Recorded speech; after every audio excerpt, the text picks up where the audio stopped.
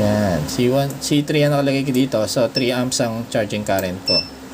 Ito, 4 amps, 5 amps, 6 amps.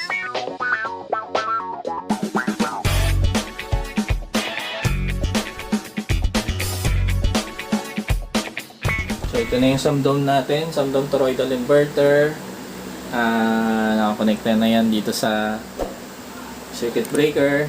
And ito, mamamonitor natin yung nakukonsumo natin dito sa outlet. So, ngayon may load siya na 86 watts. No? And ito yung load niya. Dalawang electric fan. Okay. So, 24 volts yung setup natin. Makikita natin sa baba yung battery. No? Meron siyang circuit breaker muna. Tapos may indicator tayo dito na voltage indicator para makita natin kung ilang volts na siya. Okay, ganito yung itsura ng ating Samdome inverter screen kapag ka naka battery priority tayo. Ito lang dalawang image na yan na makikita nyo. And nakikita dito yung bat. Ito yung battery 7 percentage. So may mga pages pa yan. Ito yung temperature. Ito yung sa communication. Ito yung AC input, output, no? AC output pala to. Output to. AC input, ito. Yan. Pero dito ko nilalagay yung page niya sa volts percentage. So, para i-switch natin siya sa main priority or distribution utility, pindutin nyo ng 5 seconds tong function. No? Hanggang tumunog siya. So, ito, A0. Yung D3, ito yung battery priority.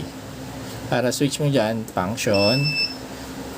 D3, gagawin natin D1. Ang D1 is main priority. No?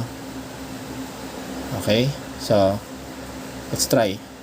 Para i-save, function, hold. Hanggang tumunog. Yan. So, nakita nyo, nag-iba yung image niya. AC mode na siya. No? At, tina-charge ng AC yung battery. Okay? Okay, para makita naman natin yung parameters, i-hold nyo ulit yung function key ng mga 5 seconds hanggang tumunog. Yan. Itong A0, D1 is for main priority. D2 is eco mode and D3 is battery priority. Pag binaba mo siya, kung gusto mong i-change, dito ka pupunta sa function para mabago yan. D1, D2, D3 yan, D1. Then, pipindutin mo to ulit para bumalik dito sa A0. Then, yan, C3 ang nakalagay ko dito. So, 3 amps ang charging current ko. Ito, 4 amps, 5 amps, 6 amps. 0 amps is not charging. And, ang setting ko is 3 amps.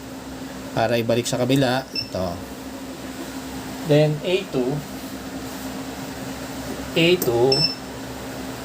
is the constant voltage charge, no? Constant voltage charge to. So, 29.0 volts ang settings ko dito. A3 is floating voltage, 27.6 ang sinet ko. Ito naman is low voltage protection, A4. A5 is yung recovery voltage siya. And A6 pareho rin. Yung A6 naman is switch ng distribution utility to battery supply. No, ito yung voltage. Parang recovery voltage din siya. A5 and A6 is connected together. Then A7 is yung switch ng voltage at magsuswitch yung battery mode pag naka-battery mode ka into distribution utility. So 23.6 battery volts para makapag-ship siya ng main ulit. A8 is kung anong hertz. So kung gusto niyo baguhin, meron yan 50, 60 lang. No? Tapos A9 is kung ano yung output voltage na gusto nyo. Akin, naka-minimal ako, 220 volts lang ako. Pero merong 230, merong 240. So, 220 lang ako. Okay? Okay.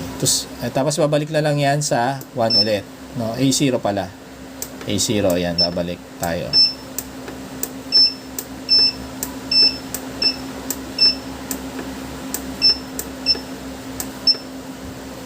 To save the settings, hold function key hanggang mag-beep ulit. Yan. So, Ayun mga sir ma'am, maraming salamat sa inyong panonood. Hopefully, may naitulong ako sa inyo.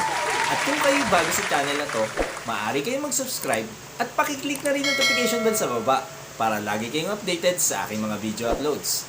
Paano mga sir ma'am? Till next time!